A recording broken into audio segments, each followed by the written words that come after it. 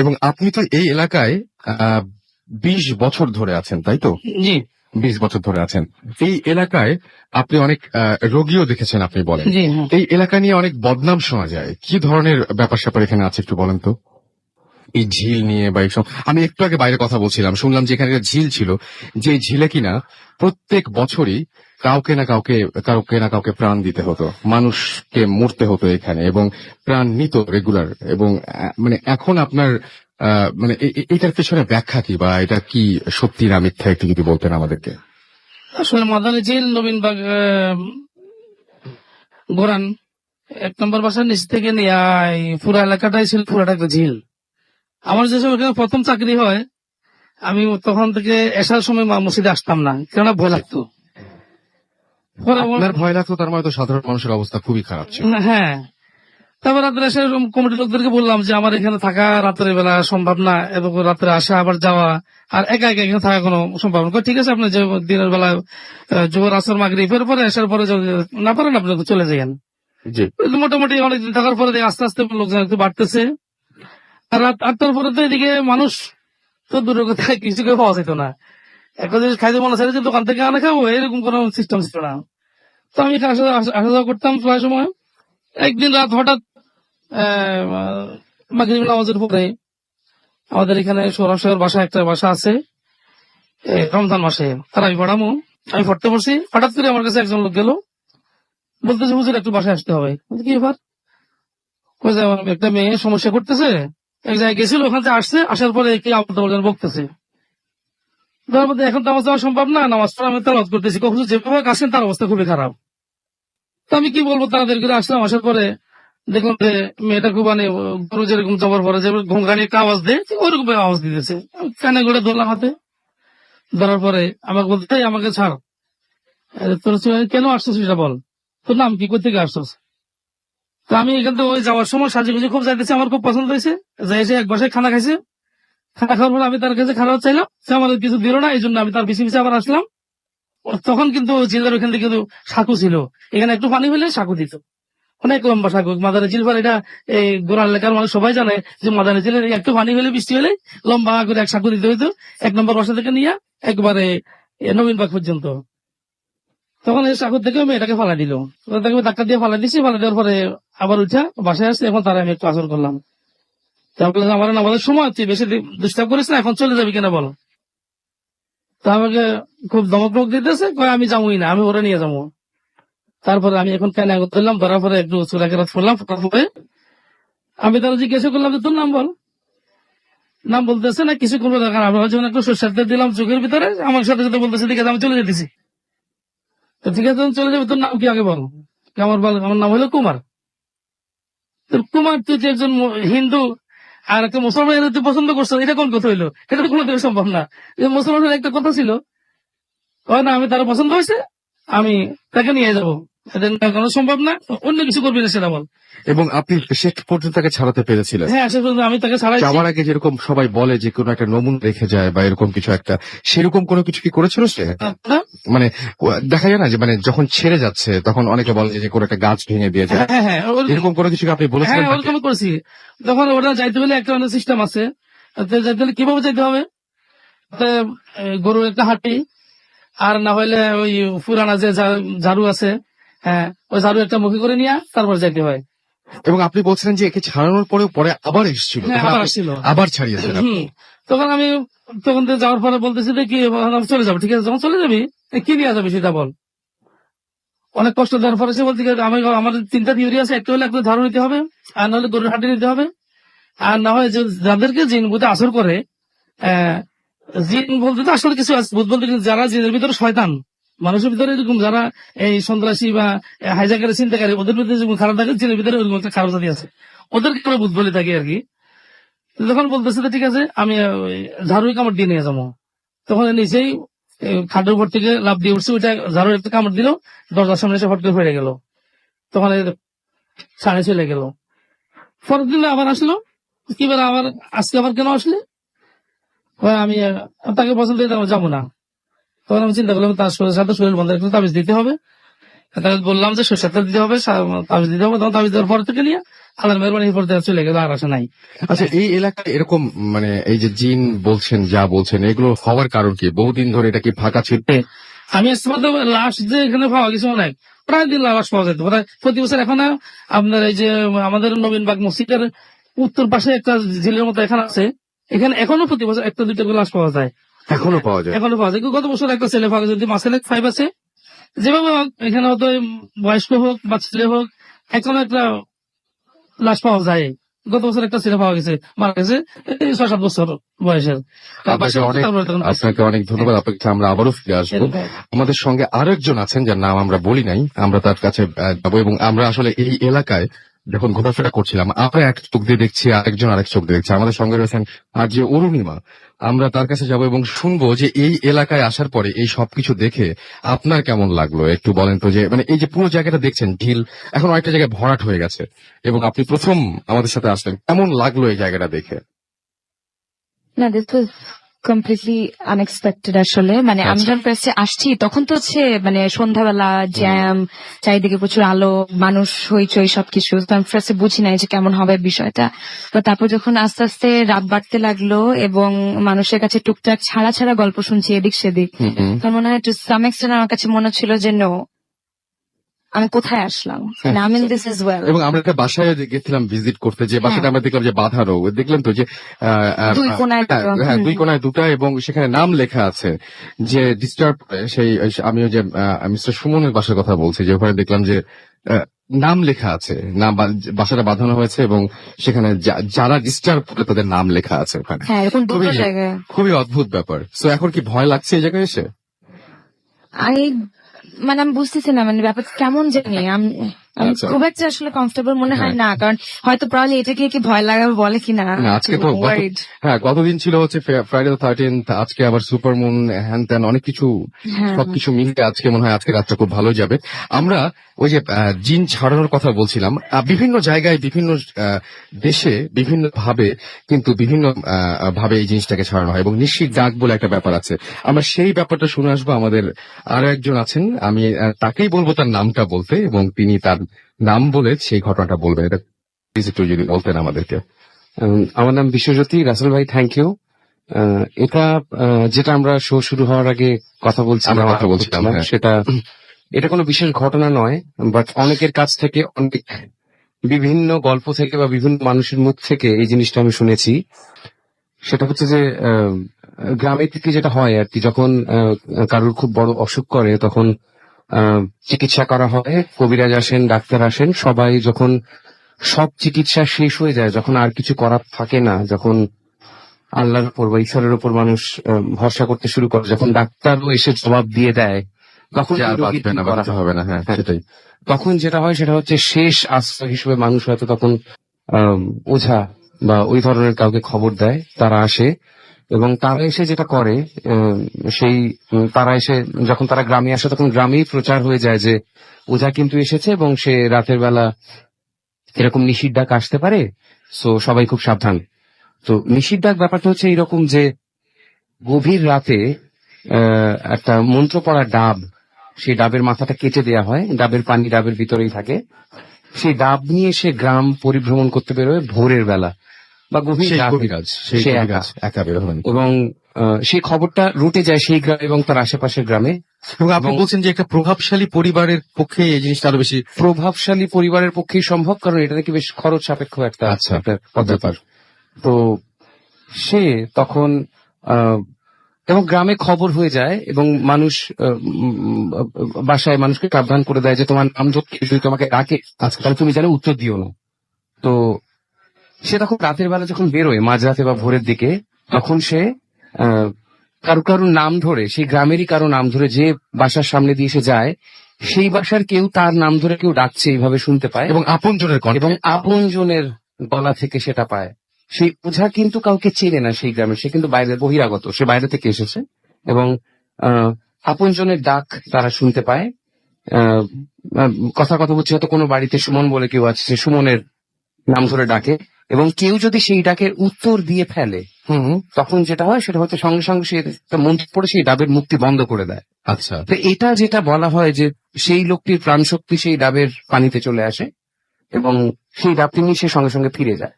যারা এই ধরনের ওঝাকে দেখেছে রাস্তায় রাস্তায় তারা যেটা দেখেছে সেটা হচ্ছে যে যে মানুষের মতো কেউ যে রাস্তা দিয়ে হাঁটছে তা কিন্তু নয়, এবং হুম। দেখা যায় একটা কেউ বলে যে এটা একটা বাক্সের মতো কিছু, যেটা মাটি থেকে হয়তো 2-3 ইঞ্চি ওপর দিয়ে যাচ্ছে। এটা খুব অদ্ভুত ব্যাপার, মানে হ্যাঁ। জাস্ট চার কোনা একটা বাক্স। হ্যাঁ, মানে খুব সাইকেডেলিক একটা দৃশ্য আমরা হ্যাঁ। ভাবি দিক থেকে। মাথার জায়গায় একটা মাথা জাতীয় বস্তু আছে কিন্তু মাথা নয়, এবং পায়ের কাছেও পায়ের মতো কিছু একটা আছে, বাট একটা বাক্স যেন হাওয়ায় ভেসে চলেছে পথ দিয়ে, এবং সে মানুষকে তার নাম ধরে ডাকে তার আপনজনের গলায়। তো তারপর সে ফিরে আসে সেই ডাবটাকে নিয়ে, এবং ফিরে আসার পর সেই প্রাণ শক্তি সঞ্চার করা হয় যে লোকটি অসুস্থ তার মধ্যে। মানে যে ডাকলো, যাকে যে সাড়া দিল, তার নামটা শোনার সঙ্গে সঙ্গে ডাবের মুখটা বন্ধ করে দিল। সঙ্গে সঙ্গে বন্ধ করে বন্ধ দেওয়া। করে দেওয়ার পরে তারপরে ডাবটা নিয়ে চলে আসে। ডাবটা নিয়ে এসে চলে আসে। আচ্ছা, এই ঘটনা সবাই জানে, কেউ ওঝাকে কিছু বলে না, সবাই প্রচার হয়ে যায় গ্রামে এবং আশেপাশের গ্রামে যে এরকম ওঝা এসছে, সে কিন্তু এরকম ডাকবে, কিন্তু এইভাবেই মেনে নিয়েছে, এটাই পদ্ধতি, এটা সবাই স্বীকার করে নিয়েছে, অ্যাকসেপ্ট করে নিয়েছে।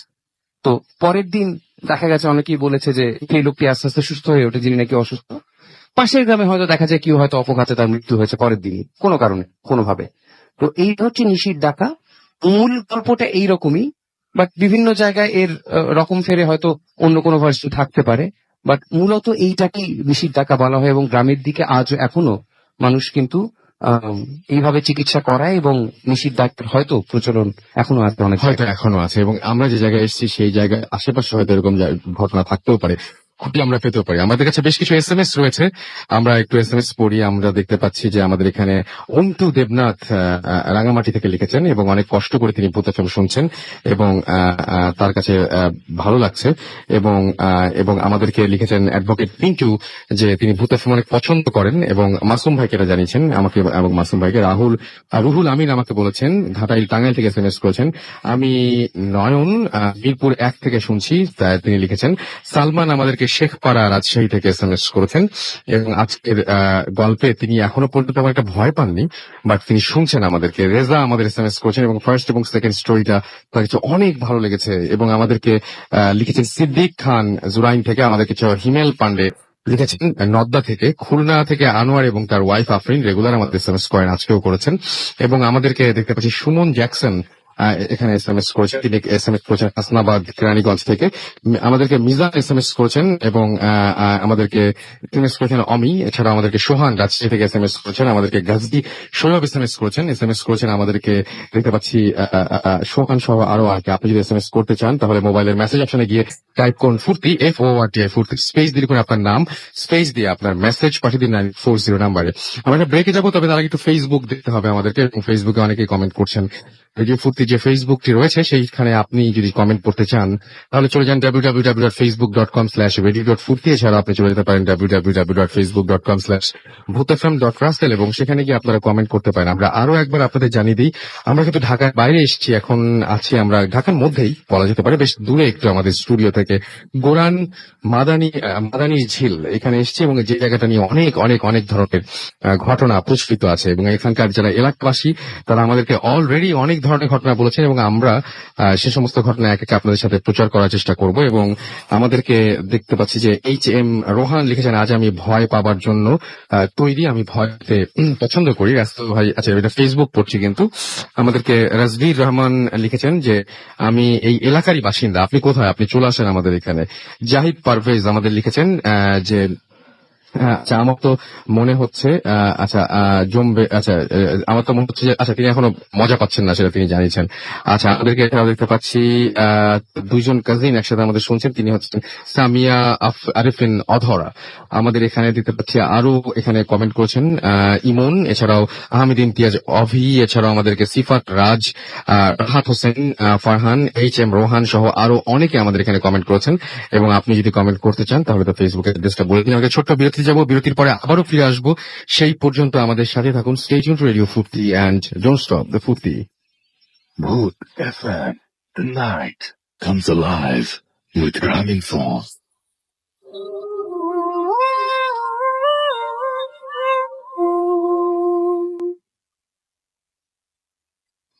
Welcome back.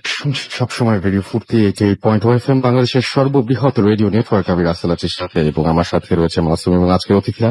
আপনাদের সবাইকে স্বাগত জানাচ্ছি আরো একবার, এবং আরো একবার জানিয়ে দিই, আমাদেরকে SMS করতে হলে মোবাইলের মেসেজ অপশনে গিয়ে টাইপ করুন ফুর্তি, FORTI ফুর্তি, স্পেস দিয়ে লিখুন আপনার নাম, স্পেস দিয়ে আপনার মেসেজ পাঠিয়ে দিন 9840 নাম্বারে।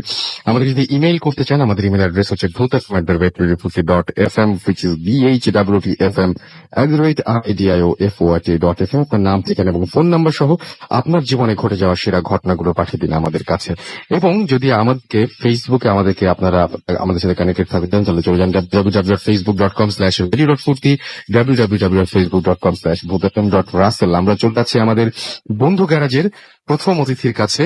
ফাইজা আছেন আমাদের সঙ্গে এবং তার কাছ থেকে আমরা তার ঘটনা শুনবো। ফাইজা, আপনি একটু প্লিজ বলেন যে আপনি কোথা থেকে এসেছেন? আমি কাকরাইল থেকে এসেছি। কাকরাইল থেকে এসেছেন। হ্যাঁ। আচ্ছা, কেমন লাগছে আজকে আপনার এখানে এসে? জায়গাটার আসার পর থেকে কেমন যেন লাগছিল আর কি, যে খুবই আনইউজুয়াল একটা প্লেস। এখানে মানে একটু মনে হয় ভয় পেলে বেশি ভালো লাগছে, হ্যাঁ, তাই না? হ্যাঁ। আমি তো গাড়ি থেকে নামতে চাচ্ছিলাম না। আচ্ছা, ওকে, আমরা শুনি আপনার ঘটনা, আপনার জীবন ঘটে যাওয়ার ঘটনা শুনি আমরা। আচ্ছা, তো আমার যে ঘটনা আমি বলেছিলাম সেটা হচ্ছে যে আমার যখন আমি ঘুমাই, আমার রুমে সবসময় লাইট জ্বালিয়ে আমি ঘুমাই, কারণ আমার একটু মানে অন্ধকারের ফোবিয়া আছে। তো ছোটকাল থেকে আমি লাইট জ্বালিয়ে ঘুমাই। আর কয়েকদিন আগে যেটা হয়েছে, যে কয়েকদিন আগে আমার রুমে আমি খুব তাড়াতাড়ি ঘুমিয়ে গিয়েছিলাম, অ্যারাউন্ড লাইক 12টার দিকে। ঘুমিয়ে যাওয়ার পর 4টার দিকে আমার মনে হলো যে আমার ঘুমটা একটু হালকা হালকা হওয়া শুরু হলো। তখন আমি তাকিয়ে দেখলাম যে আসলে এমনি ঘুম ভেঙে গেছে। তখন আমি চিন্তা করছিলাম যে কেন ঘুমটা ভাঙলো। তারপর আবার একটু তন্ডার মতো আসা শুরু করলো। তখন মনে হয় যে আমার মাথার নিচ থেকে বালিশটা সরে যাচ্ছে। আচ্ছা, তো মানে মনে হচ্ছে কি কেউ টান দিচ্ছে বা নাকি এমনি ধরে মনে যাচ্ছে? হচ্ছিল যে মানে সরে যাওয়ার কথা না, এভাবে মানে মনে হচ্ছিল আসলেই যে অন্যরকম আর কি একটা ফিলিং। তো আমি ভাবলাম এটা হয়তো মনের ভুল, হয়তো তন্দ্রার মতো হয়ে আসছে, এই জন্য আমার এরকম মনে হচ্ছে। কিন্তু কিছুক্ষণ ওয়েট করার পর দেখলাম যে আবার সেম ভাবে বালিশটা টান লাগছে। তো এবার মনে হলো যে একটু জোরেই টান লাগলো। তো আমি এপাশ ওপাশ তাকালাম, মানে আউট অফ কিউরিয়াসিটি। এটা তো মানে এরকম একটা হলে রাত্রেবেলা 4টা 3টা 4টার দিকে। তো আমি কি মনে করে আমার পায়ের দিকে তাকালাম। তাকিয়ে দেখলাম যে বিছানার পাশে আমার মা একটু কুজা হয়ে দাঁড়িয়ে আছে। আপনার নিজের মা পুজো হয়ে দাঁড়িয়ে আছেন উনি? কুজা হয়ে দাঁড়িয়েছে আমার মানে পায়ের কাছাকাছি। তো তখন আমি চিন্তা করলাম যে আম্মু এত রাতে এখানে, আম্মুকে শরীর খারাপ নাকি। তারপর দেখি যে আম্মুর মুখে হচ্ছে উনি কি রেগুলার এমনিতে মাঝে মাঝে খোঁজ খবর নিতে আসেন ঘরে? না, না, আম্মু কখনো আমার রুমে আসে। তার মানে প্রথম সেই দিনই আপনি দেখছেন আপনার আম্মু হয়ে আপনার সামনে দাঁড়িয়ে আছে? হ্যাঁ, আর যদি আমার আব্বু আম্মু কখনো কেউ অসুস্থ থাকে তখন হয়তো মানে এসে আমাকে ডাকে। কিন্তু এটা খুবই আনইউজুয়াল, মানে আসে না খুব একটা। যেহেতু পূজা হয়ে দাঁড়িয়েছিল, আমি ভাবলাম যে আম্মুর হয়তো কোমরে ব্যথা ওর সামথিং, এই জন্য এসে আমাকে ডাকছে। কিন্তু আমি দেখলাম যে মুখে হচ্ছে আম্মুর ওড়না দেওয়া, শুধু একটা চোখ দেখা যাচ্ছে। আচ্ছা, তো আমি আম্মুকে বললাম, আম্মু কি হলো, তোমার কি শরীর খারাপ অর এনিথিং? দেখি কোনো রিপ্লাই নেই, ঠিক আমার দিকে স্ট্রেট তাকিয়ে আছে। আমি আবার জিজ্ঞেস করলাম, মা তোমার কি হয়েছে?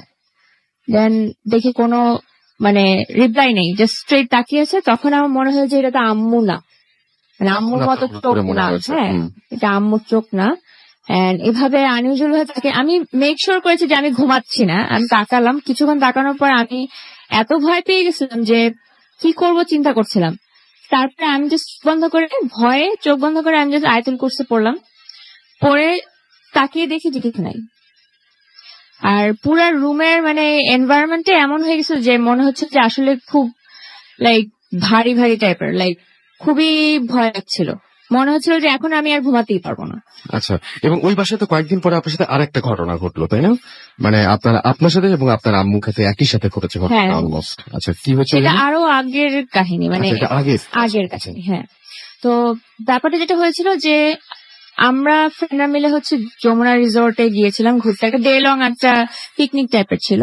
সব ফ্রেন্ডরা মিলে গিয়ে সারাদিন আমরা সব অ্যাক্টিভিটি শেষ করে সন্ধ্যার সময় আমরা গাড়ি করে ফেরত আসবো। তো সব প্যাকিং ট্যাকিং গাড়িতে ব্যাগ ওঠানো হচ্ছিল, আর আমি আর আমার ফ্রেন্ড হচ্ছে হেঁটে হেঁটে একটা মানে অনেক দূর চলে গিয়েছিলাম।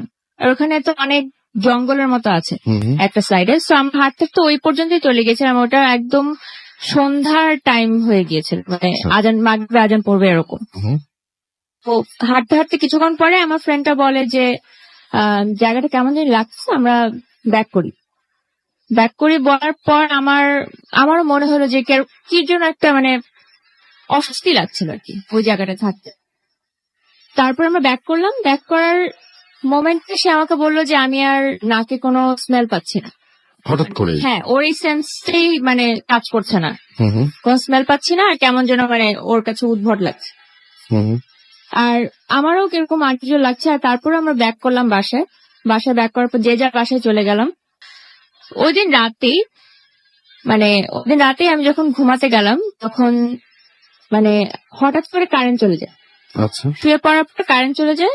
দেন আমার তো এমনি অন্ধকারে ফোবিয়া আছে, আর আমি থাকতে পারি না। হ্যাঁ, অন্ধকারে কিছুক্ষণ থাকতে পারি না, আমার খুব ভয় লাগা শুরু করে। আমি দৌড়ে রুম মানে বেড থেকে উঠে গিয়ে দরজা খুলে দেখি পুরো বাসায় কারেন্ট আছে, আমার রুমে কারেন্ট। আচ্ছা। তো আমি দৌড়ে আম্মুর কাছে গেলাম। যাওয়ার পর আম্মু চেক করে দেখলো যে সুইচ বোর্ডের ওখানেও সব জায়গায় সব ঠিক আছে, কিন্তু আমার রুমে কারেন্ট নেই। পরের দিন এটা নিয়ে আবার মানে আম্মু চেক করালো, মিস্ত্রি ডেকে এনে। তারপরের দিন রাতেও আবার যখন ঘুমাতে গেলাম কিছুক্ষণ পরে দেখি যে আবার মানে সেম অবস্থা, মানে কারেন্ট চলে গেল। আচ্ছা। এন্ড এভাবেই আর কি ওই দিন পরে আবার বের হয়ে দেখি যে এরকম পুরো বাসায় কারেন্ট আছে, আমার রুমে শুধু কারেন্ট নেই। মানে এরকম কয়েকদিন হওয়ার পর আমি আর নিজের রুমে আর ঘুমাই না, আম্মুর সাথে ঘুমাই। তো এরকম ভাবে কয়েকদিন যাওয়ার পর আমি খুব মেন্টালি ডিস্টার্ব হয়ে যাই যে এখান থেকে আসার পর মানে যমুনা রিজার্ভ থেকে আসার পর থেকে আমার সাথে এরকম হচ্ছে। আর আমার ওই ফ্রেন্ডেরও সেম অবস্থা যে ও আর কোনো স্মেলই পাচ্ছে না। তো এরকম অবস্থা হওয়ার পর আমি একটু ডিস্টার্ব হয়ে যাই। আর কয়েকদিন পর আমি আমার ইউনিভার্সিটিতে যাই। তো আমার আম্মু এটা হচ্ছে আমার আম্মুর সাইডের কাহিনী। একদিন আমি নর্সাতে গেলাম, যাওয়ার পর হচ্ছে আম্মু গাড়ি পাঠায়নি। যেটা হয়েছে যে আমি আম্মুকে ফোন দিয়ে বললাম যে আম্মু তুমি গাড়ি পাঠালেন কেন? আম্মু বললো যে তুমি তো বাসায় বসে বসে পেন্টিং করছিলা, আমি দেখলাম। তুমি তোমার রুমে না, তুমি তো নর্সাতেই যাও নাই। তখন বাসায় এসে শুনলাম যে আম্মু নাকি আমার রুমে এসেছিল, এসে দেখে যে আমি পেন্টিং করছি, কিন্তু আমার সাথে কথা বলছে এসে, কিন্তু আমি কোনো রিপ্লাই দেইনি। কিন্তু যখন দেখলো যে আমি বাসায় আছি তখন আমার জন্য আর গাড়ি পাঠায়নি, হয়তো ভেবেছে যে আমি ক্লাস মিস দিয়ে। হ্যাঁ, ওকে, আপনাকে অনেক ধন্যবাদ। এবং আমি সবসময় বলবো যে আপনার হঠাৎ করে আমাদের বাবা মার তো মানে সাধারণত রুমে আসেন না, কিন্তু এরকম একটা ঘটনা যদি আপনার সাথে হঠাৎ করে ঘটে আপনার কেমন লাগবে? আচ্ছা, অনেকেই আমাদের জানতে চাচ্ছেন, ফেসবুকেও দেখতে পাচ্ছি যে রাসেল ভাইয়া আমাদেরকে একটু এই জায়গাটার বর্ণনা দেন। আচ্ছা, আমরা যে জায়গায় রয়েছি এই জায়গাটা পুরোটা একটা ঝিল ছিল। আপনারা নাম শুনে যারা ঢাকায় থাকেন তারা অবশ্যই বুঝতে পারছেন এই জায়গাটা কোনটা। এবং এই জায়গার এখন যে অবস্থা সেটা তো অনেকখানি ঝিলি ভরাট করে ফেলা হয়েছে, এবং এখানে এখন বাড়িঘর অনেক বেশি উঠে গেছে। কিন্তু একটা সময় ছিল যে সময়টা বাড়িঘর আরো অনেক কম ছিল, একটু সমস্যাগুলো এখন যায়নি। ইনফ্যাক্ট আমরা একটু আগেও এলাকাবাসীদের সাথে কথা বলছি এবং দুই একটা বাসায় আমরা যেটা গিয়েছি, আমরা গিয়ে যেটা দেখতে পেয়েছি সেটা হচ্ছে যে বাসাটা অদ্ভুত ভাবে বাসাটা বন্ধ করা। আমি যে বাসায় গিয়েছিলাম সেই বাসার কথাটা আর কি বলছি, এবং খুব অদ্ভুত লেগেছে আমার কাছে। যাই হোক, আমাদের পরবর্তী অতিথি আছেন আমাদের সাথে, এবং তিনি হচ্ছেন নাবিল, গ্রামীণ ফোন বন্ধু গ্যারাজের একজন তিনি, এবং তিনি আমাদেরকে একটা স্টোরি শেয়ার করবেন। আপনার নামটা নাবিল আমরা জানি, আপনি কোথা থেকে এসেছেন একটু যদি বলুন। জি, আমি বেরি রোড থেকে এসেছি। ওকে। আমার ঘটনাটা বেসিক্যালি হচ্ছে আমি তখন কলেজ ফার্স্ট ইয়ারে অথবা সেকেন্ড ইয়ার, আমার ঠিক মনে পড়ছে না, পড়ি। তো আমি তখন কলেজের পরে সবসময় কোচিং ক্লাসেস পড়তাম। আর যখন কোচিং ক্লাসেসটা করতাম তখন বাসায় আস্তে আস্তে প্রায় সন্ধ্যা 8টা, 8:30 বা 9টা বাজতো। আমি যখন একদিন বাসায় আসি হঠাৎ করে, আসার পরে আমি আম্মুকে বলি যে মা, আমার খুব খারাপ লাগছে, আমি আজকে পড়ালেখা করবো না, বা আমি আজকে বেশিক্ষণ রাখবো না, আমি ঘুমিয়ে যাবো, আমি ডিনার করবো না। তো আমার আম্মা বললেন যে আচ্ছা ঠিক আছে, ফাইন, ঘুমাও। এরপরে আমি যখন ঘুমাতে যাই তখন আমার কেন জানি হঠাৎ মনে হচ্ছে যে আমার শরীরটা মনে হয় একটু খারাপ লাগছে। আচ্ছা। হঠাৎ করে ঘুম আমার 12:30 বা রাত 1টার দিকে ঘুমটা ভেঙে যায়। ঘুম ভাঙার পর আমি দেখি যে আমার প্রচুর জ্বর বা গা জ্বলছে এরকম লাগছে। তখন আমি আমার রুম থেকে আম্মুকে ডাক দিই, আম্মু দৌড়ে আসেন, আসার পরে থার্মোমিটার নিয়ে আসলেন আমার জ্বর চেক করার জন্য। তো চেক করে উনি দেখলেন যে আমার প্রায় 106 ডিগ্রি জ্বর, যেটা আগে কখনো আমার আসলে হয় নাই। তো আমি বুঝছিলাম কিছু একটা উইয়ার্ড। তখন আমার আম্মা বললেন যে এত জ্বর আসছে, তোমাকে কি হসপিটালে নিবো, ডক্টরের কাছে নিবো? তখন সবাই বললো যে না, আপাতত ফার্স্ট এইড হিসেবে দাও, মাথায় পানি দাও। তখন আম্মু ওয়াশরুমে গেলেন বালতি আর আনার জন্য পানি। তো পানি নিয়ে আসার পর যখন নিয়ে আসলেন তখন বাথরুমের লাইটটা অন ছিল। আর আমি সব ক্লিয়ারলি দেখছিলাম তখন যে বাথরুমে একটা মহিলা দাঁড়ানো, পুরা ব্লু একটা শাড়ি পরা, এবং আপনি চোখের সামনে দেখতে আমার চোখের সামনে ব্লু শাড়ি পরা, এবং ওই মহিলাটা খুবই সুন্দর ছিল, মানে অসাধারণ টাইপের সুন্দর। আচ্ছা, আমি এরকম মহিলাকে কখনো দেখিনি, এবং সে আমার দিকে তাকিয়েছিল। পরে আমি যখন আম্মুকে বললাম যে মা দেখো ওখানে একটা মহিলা দাঁড়িয়ে আমার দিকে তাকিয়ে আছে, তখন আম্মু বলছে ওখানে কিছু নাই। ভাবলাম যে বাথরুমের ভিতরে ঢুকে গেল, তুমি যাও পিছনে গিয়ে দেখো। পরে আম্মু বাথরুমের ভিতরে ঢুকলো, ঢুকে বলতেছে যে না না, এখানে আসলেই কিছু নেই। তো তখন আমার সারা রাত জ্বর ছিল 106 ডিগ্রির মতনই। সকালে ঘুম থেকে উঠলাম, তখন হঠাৎ করে আমার জ্বর চলে গিয়েছে। জিনিসটা আমার কাছে খুব বিয়ার্ড লেগেছে। এবং আরেকটা জিনিস কি, যে অনেকে বলতে পারে হ্যালুসিনেশন বা এটা স্বপ্ন, কিন্তু স্বপ্ন বেসিক্যালি কিন্তু ব্ল্যাক এন্ড হোয়াইট হয়। আর আমি কিন্তু কালারটা দেখেছিলাম যে সে ওয়াজ ওয়্যারিং এ ব্লু শাড়ি। হ্যাঁ এটাকে dream. Hood FM, the night.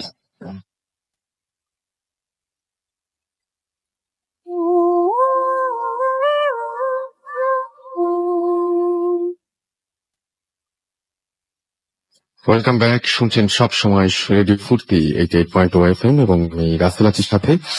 আর চলছে এই মুহূর্তে ভূত এফএম। আপনারা সবাই জানেন যে ভূত এফএম এখন অন্যরকম উইথ গ্রামীণ ফোন। আমরা ঢাকার বাইরে এসেছি, আমরা যে জায়গায় রয়েছি সেটা গোরান মাদানির ঝিল, এবং একটু আগে একটা ঝামেলা হয়েছিল যার জন্য আমরা নাবিলের ঘটনার মাঝে থেকে হঠাৎ করে আপনাদেরকে আর শোনাতে পারিনি। আমরা আবার নাবিলের কাছে এসেছি। নাবিল, আপনি হঠাৎ করে উঠলেন এবং উঠে দেখলেন যে বাথরুমের ভেতরে নীল শাড়ি পরা একজন, রাইট? জি রাসেল ভাই, ভিতরে দেখলাম যে নীল শাড়ি পরা একজন মহিলা। আমি কখনো এরকম অদ্ভুত সুন্দর টাইপের মহিলা কখনো আগে দেখিনি, খুব ডিফারেন্ট টাইপের ছিল। আচ্ছা, আর আমি ঠিক তখনই রিয়াক্ট করি, এবং আমি আমার মাকে বলি যে আম্মু বাথরুমে একজন মহিলা আছে, তুমি দেখো। তখন আম্মু দৌড় দিয়ে বাথরুমে গেলেন, গিয়ে আমার দিকে তাকিয়ে বলছেন যে না, এখানে কেউ নাই, তুমি ভুল দেখেছো, এখানে কেউ নাই। তখন বলছে না তুমি দেখো, সে আমাকে ডাক দিয়েছে, ডাক দিয়ে বাথরুমে ঢুকেছে। তো আম্মু আবারও চেক করে বললেন যে না, এখানে আসলেই কিছু নেই। জিনিসটা আমার খুব ভয়ঙ্কর লেগেছে, এবং ওই রাতে আমি ঘুমিয়ে যাই। তখন আমার 106 ডিগ্রি জ্বরই ছিল, সারা রাত ছিল। সকালে উঠে হঠাৎ করে দেখি যে আমার একটুও জ্বর নেই, আই ওয়াজ ফিলিং ওয়েল। এবং পরবর্তীতে আমি বুঝতে পারি যে জিনিসটা আসলেই রিয়েল ছিল, কারণ স্বপ্ন সাধারণত ব্ল্যাক এন্ড হোয়াইট হয়, কালার বোঝা যায় না। আর সিন্স আমার আপু আমার সাথে তখন কথা বলছিলেন এবং আমি আমার ফুল সেন্স ছিলাম, সো ঘটনাটা আসলেই সত্যি ছিল, এবং আমার চোখের সামনে হয়েছে জিনিসটা। এবং এই বাসায় এর আগে এরকম কোন ধরনের ঝামেলা কখনো হয়নি? না ভাই, এরকম আগে কখনো হয়নি এই বাসায়। ওকে, ফাইন। আমরা আপনি পরে থেকে কারোর সাথে ডিসকাস করেছিলেন বা জানতে চেয়েছিলেন যেটা কেন এরকম হলো? জি ভাই, বিষয়টা আমি আমাদের ফ্যামিলির একজন খুব সম্মানিত ব্যক্তি আছেন, পিক টাইপের, ওনার সাথে আমি শেয়ার করি। উনি বলেন যে দেখো, জিনিসটা আসলে আছে, এমন কিছু জিনিস আছে যেগুলো আমরা ডিফাইন করতে পারি না, আমাদের চোখের সামনে আসে, ধরা পড়ে, কিন্তু কখনো কোনো হার্ম করে না। তোমার সামনেও এরকম কিছুই এসেছিল যেটা তোমাকে হার্ম করে নাই, হয়তো তোমাকে পছন্দ করেছে, বা তোমাকে সে ক্ষতি করতে চায়নি, বা অন্যভাবে হয়তো ক্ষতি করেছে, তুমি বুঝো নাই, কিন্তু জিনিসটা চলে গিয়েছে, এখন আর তোমার জিনিসটা নাই। ওকে, অনেক ধন্যবাদ। আমাদের এইখানে এই এলাকার একজন রয়েছেন, এবং তিনি হচ্ছেন জ্যোৎস্না আক্তার বেবি, এবং তিনি আমাদেরকে বলবেন। আপনারা অনেকেই জানতে চাচ্ছেন যে এই এলাকার ঘটনা জানতে চেয়েছিলেন, তো আমি একটু শুনি যে এই এলাকা নিয়ে এত বদনাম আমরা শুনি, কি এই এলাকার ঝামেলাটা একটু যদি আমাদের বলতেন। আসলে মূলত এই এলাকাটা হলো গিয়ে একটা লো ল্যান্ড ছিল, একটা সময় পুরো এলাকাটা লাল জমি, যেটাকে বলা হয় বিলের জমি। এটা একটা সময় ঢাকার একটা বিলের সাইড ছিল, যেটা খিলগাঁও ফ্লাইওভারের পর থেকে আস্তে আস্তে ডেভেলপ করে এটা একবারে পিছনে চলে আসছে। আমার এই জায়গা 1964 সনে আমার শ্বশুর কিনছেন। আমরা ডেভেলপ করছি এটা 88-89 দিকে। আমি 89 মাটি টাটি ফেলে আমি 90-তে চলে আসছি, 26 বছর হবে প্রায়। তো আমি যখন এলাকাতে আসছি তখন এই এলাকার অবস্থা ছিল, যে রাস্তা দিয়ে আপনারা আসছেন 1 নম্বর বাড়িকোনা, এই রাস্তাটা ছিল দুইটা মানুষ একটার পর একজন উঠলে যেমন 10 ফিট নিচে, এমন অবস্থা, ঝোপ, অন্ধকার, লাইট ছিল না।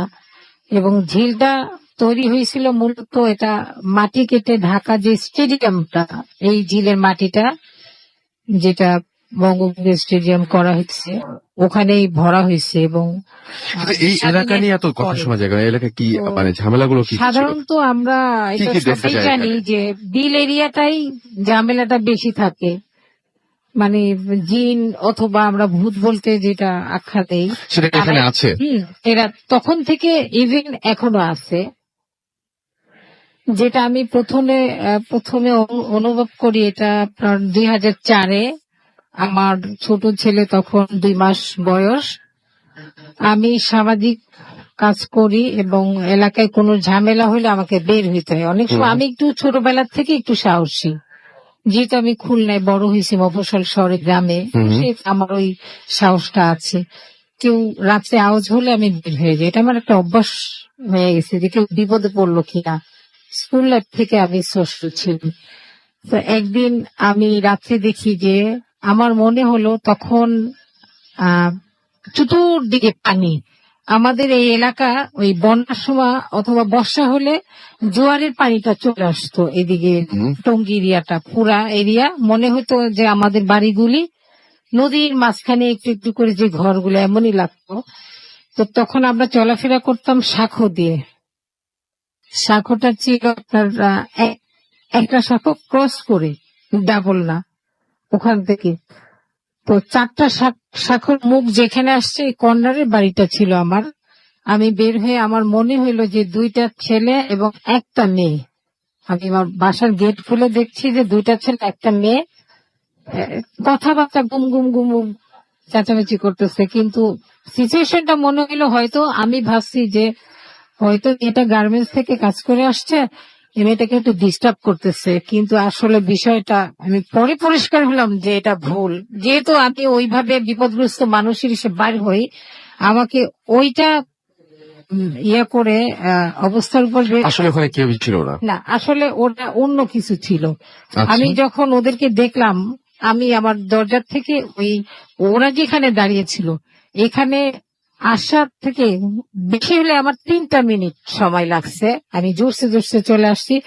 আমি যত আসতেছি তত দেখছি ওরা ঝিলের দিকে যাচ্ছে, আওয়াজগুলি দূরে, যত যাচ্ছে আওয়াজগুলি দূরে যেতে যেতে এক পর্যন্ত আমি ওদের ওখানে গিয়ে আমি ডানে দেখলাম যে শাখো খালি, বামে খালি, সামনে খালি। আর আরেকটা তো আমি নিজেই দাঁড়ানো, বাসার থেকে যেটা সংযোগ ছিল। তখন আর আমি কাউকে পাই নাই। রাতটা ছিল তখন প্রায় 2টা, আর এটা এরকম 10-20 হবে। তখন আমার আম্মা আমাকে পিছন দিয়ে ডাক দিয়ে বললো, তুমি এত রাত্রে এখানে কেন? আমি বলছি, আম্মা মনে হইলো যে কারা জানি।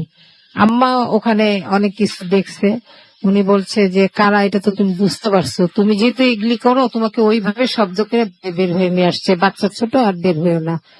পরে আমি চলে আসছি। অনেক ধন্যবাদ আপনাকে। আমাদের আরো কিছু SMS এসছে, আমরা একটু SMS পড়তে চাই। এবং আমি দেখতে পাচ্ছি যে আমাদের এখানে SMS করেছেন সাগর গোরান থেকে, এবং আজকের এপিসোডটা নাইস হচ্ছে। আপনি তো এই এলাকার, আপনি তো বলবেনই, তবু আমাদের সিলেট থেকে লিখেছেন যে অনেকদিন পর ভূত FM শুনছেন তিনি। Welcome back. আমাদেরকে অন্তু দেবনাথ রাঙ্গামাটি থেকে SMS করেছেন এবং তিনি বলছেন তার কাছে 7-8টা ঘটনা আছে। আমাদের অ্যাড্রেস তো জানেনি, ভূত FM @refugee.fm, পাঠিয়ে দিন সেখানে। সাব্বির আমাদেরকে লিখেছেন খুলনা পাওয়ার হাউস থেকে, এবং খুলনা আসবেন কবে জানতে চেয়েছেন। খুলনা আসার পরিস্থিতি, খুলনা আসার মতো পরিস্থিতি তৈরি হলে আমরা ডেফিনেটলি সেখানে চলে যাবো, এবং আমরা যেতে চাই, অনেকদিন ধরে যেতে চাচ্ছি। একটু সবকিছু স্বাভাবিক হলে আমরা পৌঁছে যাবো ইনশাল্লাহ। মেহেদি আমাদের শেরপুর থেকে লিখেছেন যে স্টোরিগুলো তার কাছে ভালো লাগছে। আমাদেরকে জাকিয়া রাবু SMS করেছেন খুলনা থেকে, এবং আমাদেরকে বলছেন যে আমাদের ভয় লাগছে কিনা। আমার কাছে অবশ্যই এখনো পর্যন্ত ভয় লাগে, তবে এই বাসাটা গিয়ে খুব আজব লেগেছিল আমার কাছে। রাকিব আমাদের SMS করেছেন, আচ্ছা বাসায় যে আজব লেগেছে যে খাটটায় আমরা বসেছিলাম সেই খাটটা নাকি নড়ে, এই ব্যাপারটা বেশ ভয়ঙ্কর আর কি। আমাদেরকে রোমান্টিক SMS করেছেন নারায়ণগঞ্জ থেকে। এছাড়া আমাদের SMS করেছেন সাব্বির পুঠিয়া রাজশাহী থেকে, এবং নিশির ডাকে ভয় লেগেছে তার, নিশির ডাকের যে ব্যাপারটা সেটা শুনে তার ভয় লেগেছে। ওকে, আমাদের শাওন লিখেছেন যে গল্পগুলো ভালো লাগছে আমাদেরকে SMS করেছেন, দেখতে পাচ্ছি ভূতের গলি থেকে পাপড়ি এবং ফুয়াদ, এবং ভালো কিছু আচ্ছা ফ্লেভার, আচ্ছা পুকুর আর ঝিল রিলেটেড পাতিল বা দিঘি বিষয় কিছু বলবেন? আচ্ছা, এখানে আমরা এখন এই পর্যন্ত এরকম কোনো কিছু পাইনি। সৃজন আমাদের SMS করেছেন, কবি জিঞ্জিরা থেকে আমাদের SMS করেছেন, আরো অনেকে SMS করছেন। আপনি যদি SMS করতে চান মোবাইলের মেসেজ অপশনে গিয়ে টাইপ করুন ফুর্তি, FORT ফুর্তি, স্পেস দিয়ে লিখুন আপনার নাম, স্পেস দিয়ে আপনার মেসেজ, পাঠিয়ে দেন 9840 নাম্বার। আমাদের এখানে আমাদের টিমের সাথে এসছেন আহমেদ বাবু, আমরা তার কাছে যাব এবং তার একটা ঘটনা শুনবো।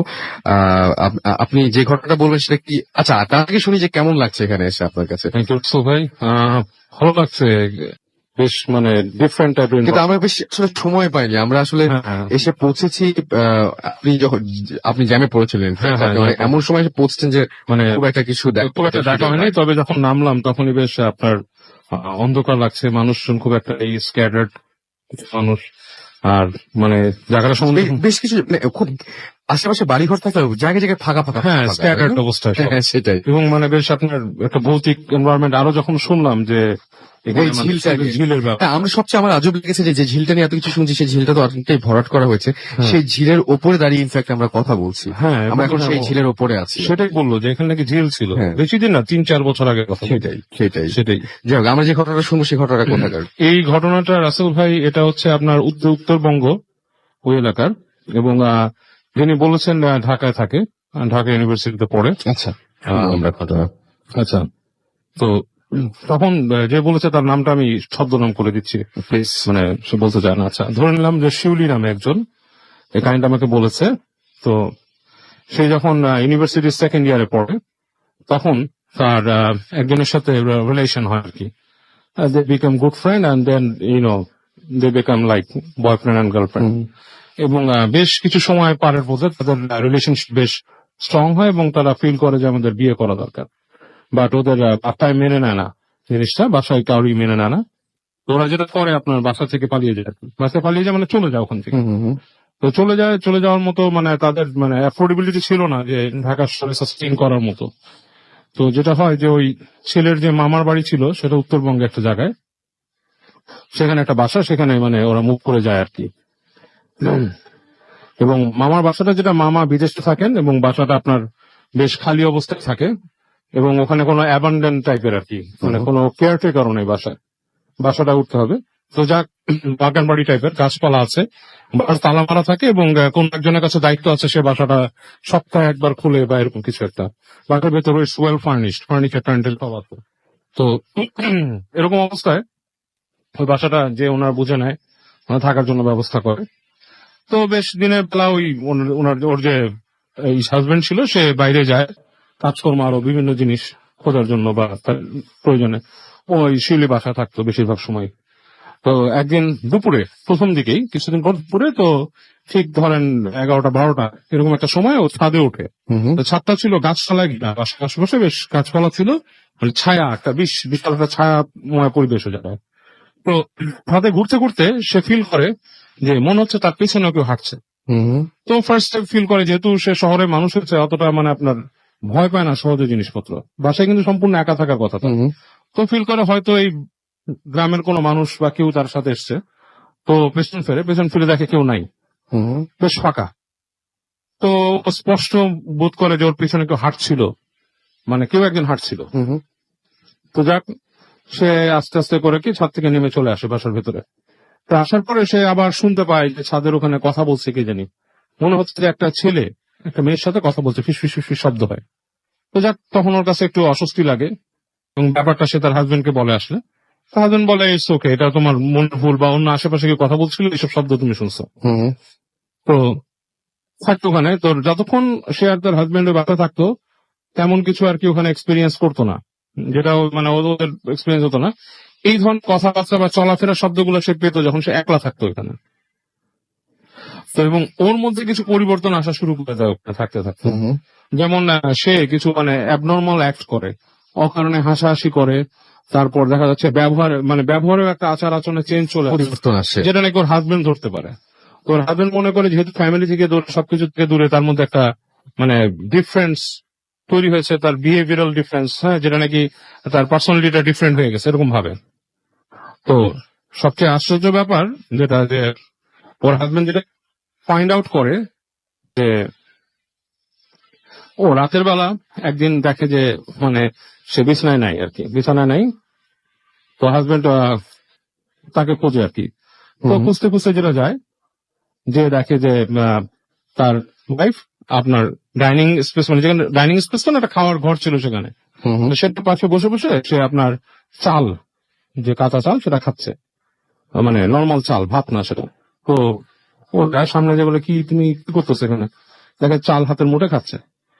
তো তাকে ধাক্কা দেয়, তখন দেখতে ঘোর ভাঙে, মানে সে ঘোরের মধ্যে ওখানে বসে বসে চাল খাচ্ছে কটমট কটমট করে। তো হাজবেন্ডের কাছে ব্যাপারটা খুব অড লাগে যে এরকম আচরণ কেন করছে। তো এরকম পরবর্তীতে কয়েকবারই রিপিটেডলি এরকম হতে থাকে। তার আচরণ বিভিন্ন কিছু, ঘুমের ঘরে হাঁটে, ঘরে এদিকে যায় ওদিকে যায়। হাজবেন্ড বেশ চিন্তিত হয়ে যায় যে ওর মধ্যে চেঞ্জ গুলো কেন আসতেছে। তো একদিনকার কথা, যেদিন মানে হাজবেন্ড বেশ বেশ মানে ওয়ারিড হয়ে যায় যে দুজন ঘুমিয়েছিল, হঠাৎ করে সে দেখে যে তার যে বারান্দা সেটার মধ্যে সে শোনে ফিস ফিস শব্দ, ওনাকে কথা বলতেছে। তারপর সে দেখে একটা ছায়ার মতো অন্ধকারের মধ্যে, মানে বেশ আপনার বোঝা যাচ্ছে গাঢ় অন্ধকার। আসল ভাই এরকম জিনিস আমিও দেখেছি, আপনাকে আমি বলেছি অতীতে। হ্যাঁ, মানে এই জন্য ওনার বর্ণনা আমি আরো রিলেট করতে পারতেছি যে আপনার অন্ধকারের মধ্যে আরো গাঢ় অন্ধকার। রাইট, আমরা এটা নিয়ে বেশ কয়েকবার হ্যাঁ, কথা এবং বলেছি। আমার নিজের চোখে এই জিনিস দেখা উচিত। তো এরকম একটা জিনিস দরজা থেকে ঢুকলো, ঠিক মানুষের একটা শেপ, বেশ লম্বা একটা ছায়া হেঁটে হেঁটে আসতো তার ওয়াইফের পাশে এসে, মনে হলো যে তার ওয়াইফের উপর শুয়ে পড়লো এবং মিলিয়ে গেল ছায়াটা, এবং ওনার তখন শরীরে কাটা ধরে যায়, মানে হি এবং সে দেখে যে একটু পরে তার ওয়াইফ ওই যে খুব ঘুমের মধ্যে হাসতেছে। ঘুমের মধ্যে সে হাসতেছে, ফার্স্টে তার হাসিটা হালকা, তারপর খিলখিল করে হাসে, খিলখিল করে আসে। তো উনি বেশ হয়ে যায়, উনি ওয়াইফকে ধাক্কা দেয়। তো ওয়াইফ ওনার সাথে কথা বলে, বাট কথাটা ডিফারেন্ট, কোনো আগা কথা নেই, কথার এলোমেলো কথাবার্তা বলে। তো উনি ভয় আর তাকে বিরক্ত করে না, শক্ত ভাই ওয়াইফকে জিজ্ঞেস করে তুমি এরকম করছো? ওয়াইফ বলে না আমি করি। এবং এইবার উনি ওয়ারিড হয়ে যেটা করে, উনি যায় যে বাসাটার দায়িত্ব আগে ছিল, মানে বাসাটা হালকা দেখাশোনা করতো, তার সাথে কথা বলে যে ভাই এই বাসাটা কি সমস্যা আছে? সে বলে যে না, আসলে আপনার চাচা বা মামা যিনি ছিলেন আর কি, তিনি এই বাসাটা কিনছিলেন, এখানকার একজন পুরনো হিন্দু জমিদার ছিলেন, মানে জমিদার টাইপের একজন লোক ছিলেন, তার বাড়ি। পরবর্তীতে ওনার কাছে বিক্রি করে উনি ভারতে চলে যায়। এবং আসলে মানে আপনার মামা উনি তো বেশি দিন এবার আসতেন না, উনি জাস্ট একটা মানে গ্রামের অঞ্চলে একটা প্রতিপত্তি রাখার জন্য করছিলেন। এবং এখানে এই বাসার সাথে একটু দূরে এখানে কিন্তু মন্দিরও আছে। আচ্ছা, এবং উনি কখনো কিন্তু সেখানেও যান নাই, ওটা টেক কেয়ারও করেন নাই, কিছু করেন নাই। তো অনেক কিছু অ্যাবান্ডেন্ট রাখলে সেখানে অনেক কিছু হয়। তো হইতে পারে ভাই আপনি যেটা করেন, আপনি দোয়া টালা পড়েন বা আপনি কোন একটা হুজুর আনেন বাড়ি মিলাপ। ওই লোক আবার ওই বিশ্বাসী টাইপের ছিল না ছেলেটা, আর ওর হাজবেন্ড যেটা, সে এগুলা আমলে নেয় না। এনিওয়ে, তার ওয়াইফের পাগলামিও যেরকম বাড়ে বিভিন্ন রকমের, এবং সে একদিন দুপুরে তার ওয়াইফকে বাসায় পায় না, খুঁজতে খুঁজতে খুঁজতে খুঁজতে যায়, এবং যে দেখে ঠিকই ওই বাসার পাশ দিয়ে ওই আপনার বাগানের মতো পুকুর আছে, ওটার পাড় দিয়ে হেঁটে হেঁটে যায়, ঠিকই দেখে যে ছোট চাতালের মতো ছিল, সেখানে মন্দির আছে, সেই মন্দিরের কাছে তার ওয়াইফ আছে সিঁড়ির মধ্যে আচ্ছা, দুই পা দিয়ে বসে আছে। তো ওয়াইফকে উঠতে যায়, ওয়াইফ উঠে না, তার সাথে ওলট পালট কথা বলে, এবং এক সময় তার ওই হুঁশ ফেরে। তুমি কিভাবে আসছো জিজ্ঞেস করে, তখন তো ওয়াইফ বলে যে আমার কাছে কিছু অস্বস্তি লাগে, আমার মনে হয় যে আমাকে কে ডাকলো, আমি ফলো করে করেছি। কে ডাকলো তোমাকে? মনে হয় একটা মহিলা ডাকলো, আমি ফলো করে করে এখানে আসছি, এরপর আমার কিছু খেয়াল নেই। এই পর্যায়ে ওনার ভয় বেশি লাগে।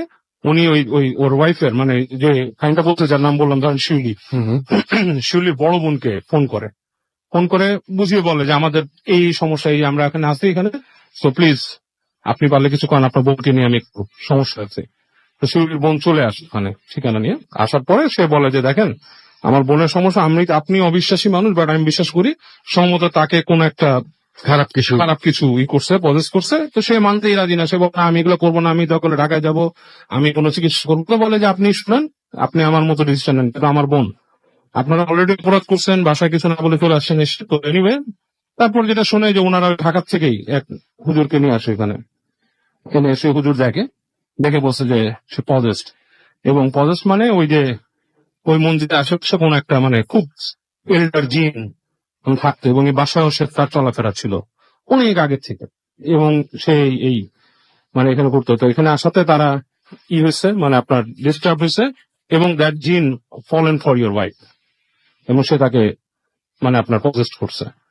তো যেটা হয় তারপরে সে বলে যে এখানে থেকে কোনো মতো রিচুয়াল করা সম্ভব না, আমার জন্য এই জিনিসটা কঠিন হবে, তো অনেক রিকোয়েস্ট করে যে আপনি এখানেই করেন, কারণ এভাবে নিয়ে যাওয়া সম্ভব না। বলে আপনি এইভাবে নিতেও পারবেন না, আপনাকে বিভিন্ন হার্ড টাইম দিবে, সমস্যা দিবে। তো যাক, ওখানে উনি রিচুয়াল করে, ওই মানে আপনার সেই মেয়েকে আপনার বেঁধে টেঁধে এরকম রিচুয়াল মানে দোয়া টোয়া পড়ে এবং বিভিন্ন কিছু করে। তো এই পর্যায়ে দেখে যে ওই যে মৌলানা সাহেব, ওনার খুব কষ্ট হয়, ওনার আপনার ওই হাঁটার সময় ওনাদের একটা পা বেঁকে মানে বাঁকা করে দিচ্ছে, এই ধরনের জিনিসপত্র। যাই হোক, পরে অনেক ইসের পরে ওখান থেকে ওনার ছাড়ানো হয়, কিন্তু ওই জিনিসটা তাকে বলে যে এখানে থাকা যাবে না, তোমাকে এখান থেকে চলে যেতে হবে। ওই জিন তাকে বলে তোমায় চলে যেতে হবে। তো মৌলানা সাহেব বলে আমি তো এখান থেকে যাব না, সেও যাবে না, তুমি যেহেতু এখানে আসছো, তুমি তাকে পজেস করছো এবং এটা নিয়ম নেই। আমাদের ওই যিনি হুজুর ছিলেন তিনি এরকম কথা বলছিলেন যে তোমাদের মধ্যে রিলিজনেরও মিল নাই এবং তুমি আরেকটা ডিমেনশনের মানুষ, মানে ডিমেনশনের জীব, এও আরেকটা ডিমেনশনের জীব, তোমাদের মধ্যে সম্পর্ক হতে পারে না। ইট ইজ প্রোহাবিটেড, রিলিজিয়াসলি অলসো প্রোহাবিটেড, নিষেধ আছে, একজন একজনের সাথে করা যায় না। যদি যেটা করে সেটা মানে গুনার কাজ এবং ইট উইল বি পানিশড। এর কিছু প্রসিজার এমনিও আছে এরকম। যাক, এই ধরনের কিছু ইটি করে তাকে মোটামুটি সুস্থ করে তোলা হয়। করা হয় এবং আলটিমেটলি তারা ঢাকায় ফিরে আসে। কিন্তু ওই যে শিউলি যার নাম বললাম, সে বলে এখনো সে কিছু কিছু জিনিস এক্সপিরিয়েন্স করে। আচ্ছা। সে যেটা বলে যে সে দেখতো তার হাজবেন্ডকে সব সে বলেনি, হুম। সে খুব রূপবান একটা ছেলেকে দেখতো, খুব হ্যান্ডসাম একটা ছেলেকে দেখতো, এবং সে নাকি এখনো মাঝে মাঝে হঠাৎ হঠাৎ তার আশেপাশে সে ছেলেটাকে দেখে। হুম। মানে তার কাছে খুব একটা আসে না, বাট সে দেখে ছেলেটাকে। আচ্ছা, তো এটাই ছিল কাহিনী। ওকে, অনেক ধন্যবাদ আপনাকে। আমরা দেখতে পাচ্ছি ফেসবুকে আমাদের লিখেছেন মন ভালো না, লিখেছেন আমি কলকাতা থেকে শুনছি, অনেক ভালো লাগছে আমাদেরকে। মল্লিক লিখেছেন যে হাই আমাদেরকে, এছাড়াও হ্যালো বলেছেন বিভু দাস, এছাড়া শোয়েব মজুমদার আমাদের লিখেছেন, এসএমএস করেছেন, এখানে কমেন্ট করেছেন আমাদের এখানে। মেহেদী হাসান আহাদ লিখেছেন যে আজকে তিনি এখনো পর্যন্ত খুব একটা ভয় পাননি, বাট তিনি শুনছেন আমাদেরকে। স্পার্ক টিউন আমাদের এসএমএস করেছেন এবং তিনি বলেছেন যে আমি ভূত এফএম সাথে ছিলাম, থাকবো এবং আছি। আমাদেরকে দেখতে পাচ্ছি যে, এছাড়াও দেখতে পাচ্ছি যে এখানে কমেন্ট করেছেন যে আচ্ছা লাস্টের স্টোরিটা তার কাছে বেশি ভালো, অনেক বেশি ভালো লেগেছে, লিখেছেন নীরব আমাদেরকে ফেসবুকে। আই লাভ ভূত এফএম লিখেছেন রিশাদ খান, এছাড়াও আমাদেরকে লিখেছেন যে গল্পটা অনেক অদ্ভুত লাগছে, রোহান লিখেছেন আমাদেরকে। মেহেদী হাসান নীরব আবারও এখানে কমেন্ট করেছেন।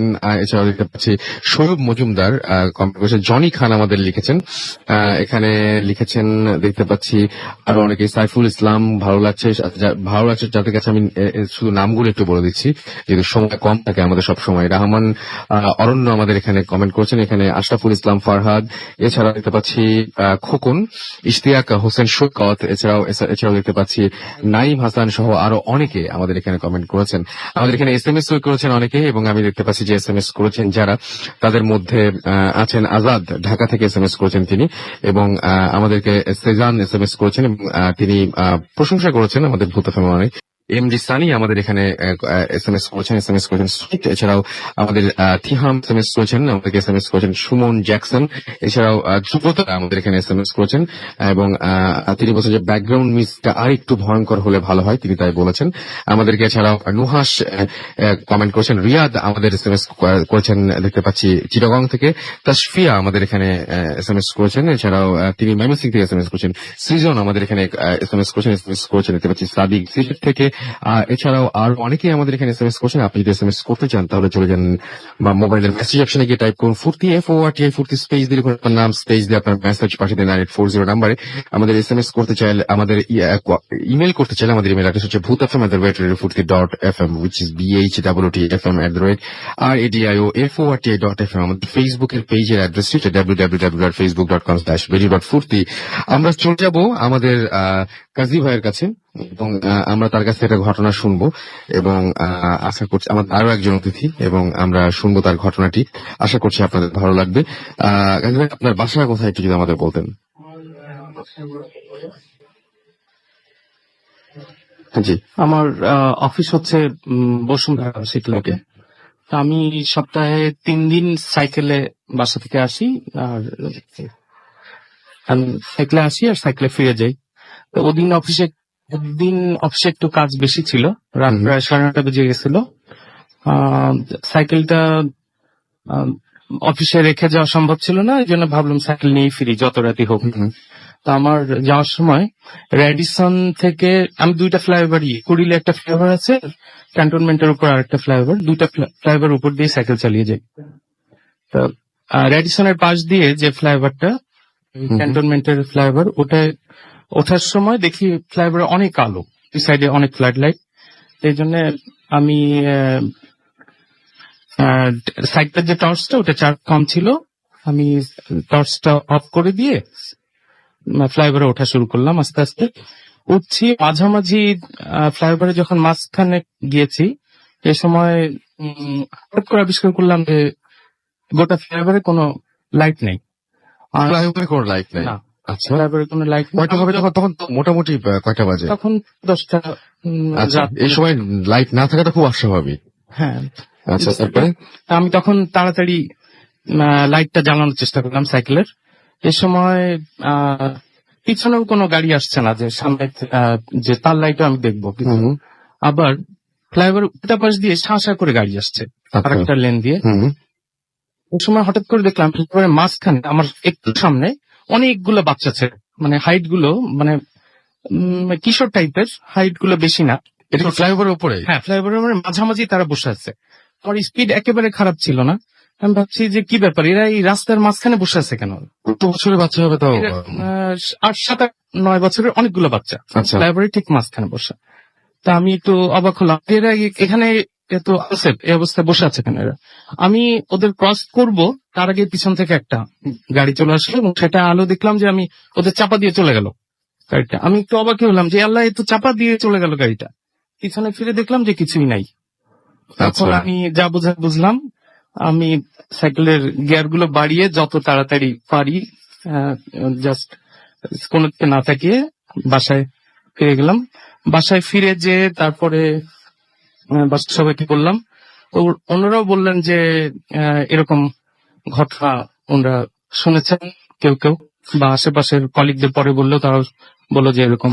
হ্যাঁ, ওই এলাকায় তো অনেক ঘটনা আছে। আমি আপনাকে বলি যে আপনি যখন দেখেছিলেন, আপনার কাছে কি সবকিছু একদম খুব স্বাভাবিকই মনে হচ্ছিল? যে মানে লাইট তো ছিল না আপনি বললেন, বাট আপনার কাছে মনে হচ্ছিল যে কিন্তু ওই একটা মানুষের যদি পিছন দিক থেকে একটা জটলার পিছন থেকে যদি লাইট আসে, ওই সাইড থেকে যে গাড়িগুলো আসছিল সেই লাইট আমি দেখছি যে ওখানে কিছু লোকজন বসে আছে এবং তারা খুব স্বাভাবিক মানুষের মতো, তাদের মধ্যে কোনো অস্বাভাবিক মানুষের মনে হয়েছিল এবং গাড়ি টাড়ি সবকিছু যাচ্ছে রেগুলার, সবকিছু মানে সবকিছুই ঠিক আছে। শুধুমাত্র যখন দেখলেন যে গাড়িগুলো চাপা দিয়ে চলে যাবার পরে কোনো কিছু ঘটলো না, ঘটলো, তখন তখন আমি আপনার পিছন ঘটনাটা ফিরে লাগে। দেখেই আমি বুঝতে পারলাম যে কিছু একটা হচ্ছে। আমি আর স্টে করে নিয়ে চলে আসছি। এটা কি আপনার জীবনে প্রথমবারের মতো এবং না, শেষবারের এর মতো আগেও ভয় আমার পাওয়া? এক্সপিরিয়েন্স আছে, সেটা সেটা কি ঢাকাতেই? না, ঢাকাতে না, সেটা খুলনাতে। আমি সেগুলো এখন বলতে যাচ্ছি না, ভয়ই লাগবে আমার। আচ্ছা, ওকে ওকে ওকে, আমরা তার মানে আরেকটু সময় লাগবে, আমরা পরে আবার আপনার কাছে ফিরে আসবো, কোনো সমস্যা নেই। আমরা চলে যাই একটু আরেকজন আমাদের অতিথি আছেন ডেরিক ভাই, আমরা তার কাছে একটু যাচ্ছি। এবং আপনি প্লিজ যদি বলতেন যে আপনি ঢাকায় কোথায় থাকেন? আমি ঢাকায় উত্তরায় থাকি। উত্তরায় থাকেন, আচ্ছা। তো মানে মোটামুটি ওই রাস্তাটা তো খুব ডেঞ্জারাস। হ্যাঁ, একটু যদি বলতেন আপনার সাথে যে ঘটনাটা ঘটেছে সে কথা যদি একটু বলতেন আমাদেরকে। আমার ঘটনা ঠিক এই ঢাকার উত্তরের সেই রাস্তায় না। আমি যে ঘটনাটা বলতে যাচ্ছি এটা আসলে আমি শোনা শ্রীলঙ্কার আমার কিছু ফ্রেন্ডের কাছ থেকে। আচ্ছা, তো এটা আসলে সুনামি এফেক্টেড যে এরিয়াটা আছে, ওই এরিয়াতে আসলে এত মানুষ মারা গেছে যে ওখানে মানে অনেক গল্প আছে এরকম, যে ওই রাতের বেলা ওই টাইমে আসলে বিচের আশেপাশে কেউ যায় না। তো যেই গল্পটা আমি শুনছিলাম যে এখানে একটা লোক ছিল, তার বাচ্চাকে নিয়ে একটি ব্রিজ ক্রস করছিল। তো এই ব্রিজটা ক্রস করার সময়, এই ব্রিজটা আসলে আন্ডার কনস্ট্রাকশন ছিল, তো একটা ছোট চিকন মাথা ছিল, যে মাথা আর পাশে একটা রেলিং ছিল, রেলিংটা ধরে লোকটা তার বাচ্চাকে কোলে নিয়ে সে পার হচ্ছিল। ঠিক পার হওয়ার সময় সে মানে দেখতে পারলো যে বাচ্চাটা একটু নড়াচড়া করতেছে। তো নড়াচড়া করার সময় সে বাচ্চাটাকে ঘাড়ের কাছে টাইট করে ধরে তারপর আবার পার হওয়া শুরু করলো। কিন্তু কিছুক্ষণ পরে বাচ্চাটা আবার নড়াচড়া করতেছে, আর এমন ভাবে নড়াচড়া, ভঙ্গিটা এমন যে যখন বাচ্চারা কারো কোলে যেতে চায় তখন 2 হাত যেভাবে বাড়িয়ে দেয়, ঠিক ওভাবে ঘাড়ের কাছ থেকে পিছনে হাতটা বাড়িয়ে দিচ্ছিল। লোকটা ওইটা ফিল করার পরে, যেহেতু ব্যালেন্সের জন্য এই ছোটখাটো ভঙ্গি অনেক ইয়েতে পড়ে, সে ওই জিনিসটা ফিল করার পরে সে পিছনে তাকায় দেখে যে ওইখানে একটা মহিলাকে দেখতে পেয়েছিল, যে মহিলাটা বেশে বেশে লোকটার পিছনে আসতেছে, আর ওনারও হাতটা ওই মহিলারও হাতটা বাড়ানো, ওই বাচ্চাটাকে কোলে নিতে যাচ্ছে। তো এই লোকটা ওইটা দেখে অনেক বেশি ভয় পেয়ে যায়, পেয়ে সামনের দিক তাকায়, তাড়াহুড়ো করে ব্রিজটা ক্রস করে যখন পিছনে তাকায় দেখে যে এমন কোনো মহিলা আসলে পিছনে নাই, কেউই নাই আসলে ওখানে। আসলে এই ব্যাপারটা আসলে যেটা বোঝা যায় যে এখানকার এই মিথটা যেটা, এটা আসলে মারা যাওয়ার পরে আমরা সবাই ভাবি যে হয়তো আমরা কেউ কাউকে চিনবো না, হুম হুম। কিন্তু অনেকটা হতে পারে যে একটা বাচ্চা তার মায়ের হচ্ছে ভালোবাসা এমনই গভীর যে ইভেন মৃত্যুর পরেও হয়তো রয়ে যায় কিছু, হুম হুম হুম। যে যেহেতু এই দুর্ঘটনায় অনেক মানুষ মারা গেছে, সে হয়তো হচ্ছে তার বাচ্চাকে অনেক মিস করে, সেই জন্য হয়তো হয়তো হচ্ছে ফিরে এসেছে এরকম বাচ্চাদেরকে কিছু একটা। দেখে সেরকম হচ্ছে নিতে চায় সেরকম। আচ্ছা, এটা এটা তো কোন এলাকার ঘটনা বলেন? এটা হচ্ছে সুনামিতে, এই সুনামির পরে হচ্ছে শ্রীলঙ্কার নর্দার্ন এরিয়া। আচ্ছা, বন্যার কাছে তার মানে এরকম কাছাকাছি একটা সুনামি নিয়ে এক ঘটনা আছে। আমরা বন্যার কাছে একটু যাই এবং সেই ঘটনাটা একটু শুনে আসি। বন্যা এসছেন বন্ধু গ্যারাজ থেকে, গ্রামীণ ফোন বন্ধু গ্যারাজ থেকে তিনি এসছেন এবং তার ঘটনাটা প্রায় কাছাকাছি। আমরা তার কাছে তার ঘটনাটা শুনবো। আপনার বাসাটা কোথায় একটু প্লিজ যদি বলতেন আগে। আমি মিরপুর 10-এ থাকি।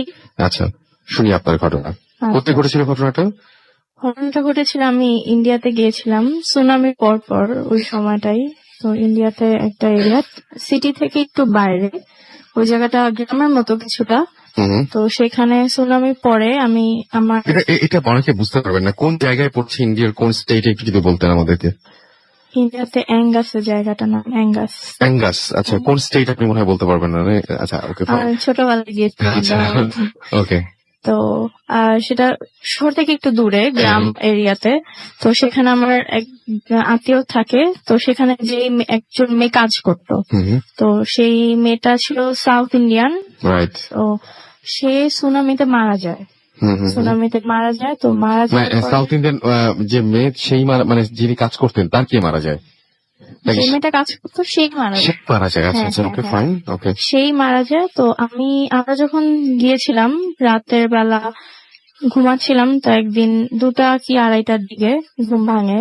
তো ঘুম ভেঙে উঠলাম, ওয়াশরুমে যাওয়ার জন্য উঠেছিলাম। তো তখন উঠে দেখলাম যে সামনে মাঠের মতো জায়গা, গেটের ভিতরেই কিন্তু ঘরের সামনেই মাঠের মতো জায়গা। তো সেই জায়গাটা মনে হলো যে ছায়ার মতো কিছু দেখলাম আর সাউন্ড শুনলাম, কিন্তু আমি সেদিন রাতে আর কিছু দেখিনি বা হয়নি। পরের দিন আমরা যখন উঠি তখন ওই জায়গাটা যখন দেখলাম যে লাল রঙের শাড়ি পরা, কিন্তু ওরকম ক্লিয়ারও না, একদম মানে ঝাপসা, কিন্তু এভাবে বসেছিল। আচ্ছা, ওখানে বসেছিল। তো আমি যখন মানে ওভাবে না দেখার ভান করে, তো রাতের বেলা আমি ছোট অনেক, তো না দেখার ভান করে আমি চলে আসি। আচ্ছা, আবার আরেক মানে শুধু দেখেছিলাম ঝাপসা, কিন্তু পরের দিন যখন আমি আবার রাতে উঠি তখন দেখেছিলাম মানে তার ফেসটা দেখা গিয়েছিল। ওই ঝাপসাই, ক্লিয়ার না, কিন্তু তার চোখে এক চোখ ছিল, মানে তার বিধ্বস্ত একদম চোখটা হয়ে গিয়েছিল, ঝাপসা। আপনি নিজে চোখে দেখেছেন? হ্যাঁ, আমি ছোট, কিন্তু মানে আমি সামনে দেখছি যে এরকম ঝাপসা, কিন্তু বসে আছে মাঠের মধ্যে, এবং সে মশলা গুঁড়া করার যে মরিচ, এবং সে ওইভাবেই গেট আপ দেওয়া। এই মেয়েটা কি জীবিত অবস্থায় আপনি কোনোদিন দেখেছিলেন নাকি ওইটাই প্রথম দেখা? না, আমি ওখানে গিয়েছিলাম তখন শুনেছিলাম যে এটা কাজ করতো, কারণ ওই জায়গাটা আমি ওই ফার্স্ট যাই। ওই ফার্স্ট যে প্রথমেই জানা একদম, এর আগে কোনদিন এর আগে ওখানে যাইনি। সেই মেয়েটা কাজ করতো, সুনামিতে মারা যায়। তো এরপরে আমি গিয়েছিলাম ওখানে। তো ওরকম চোখটা ওভাবে মানে নষ্ট হয়ে গেলে যা যেরকম ওরকম ফেসটা, তো ওরকম খুবই ভয়ঙ্কর লাগার কথা। হ্যাঁ, এবং আমি যে চিৎকার করব সেই রকম পরিস্থিতিও মানে এত ভয় পেয়ে গেছি। হ্যাঁ, যারা শুনছেন তারা একটু কল্পনা করবেন, মেয়েটার মুখ আরো ভালো লাগবে। আমি যে চিৎকার করব আমি সেটাও আমি করতে পারিনি। তো চিৎকার করার মতো অবস্থা আমি বুঝতে পারছিলাম না যে চিৎকার করব। তো আমি সেটা দেখে তারপরে আমি চলে যাই। আর পরের দিন আমরা ওই জায়গা থেকে চলে আসি। ওইটাই শেষ রাত ছিল থাকাটা। তো এরপর আমি শুনি যে সেখানে আমার যে আত্মীয়রা থাকতেন তারা ওখান থেকে চলে আসে, তো ওখানে আর থাকেন না। মানে এই বিষয়টা অনেকেই মানে এরকম ওই সময়টা অনেকেই আশেপাশে ওই এরিয়াটাতে এরকম অনেকেই নাকি আমি শুনেছিলাম যে দেখতো। ওকে, অনেক ধন্যবাদ আপনাকে। আসলে যখন আমাদের বেশি আওয়াজ করার কথা বা বেশি চিৎকার করার কথা, আমি এই ঘটনাগুলো শোনার পরে যখন মানে বিভিন্ন সময় শুনি, তখন মনে হয় যে যখন আওয়াজ করার কথা বা চেঁচানোর কথা সেই সময়টা আমরা পারি না, কিন্তু আমরা অনেক সময় অনেক অকারণেই অনেক সময় গলার আওয়াজ বেশি করি। বাট যখন প্রয়োজন হয় তখন হাজার চেষ্টা করলেও ঠিক ওই সময় আমরা একদম গুলিয়ে ফেলি, আমাদের আর মনে থাকে না। কাউকে যখন সাহায্যের জন্য ডাকা দরকার, সেটাই প্যারানর্মাল কোনো ঘটনাতেই ঘটুক ঘটুক বা কোনো বিপদের কারণেই ঘটুক না কেন, ওই সময় আমাদের মাথায় এটা থাকে না।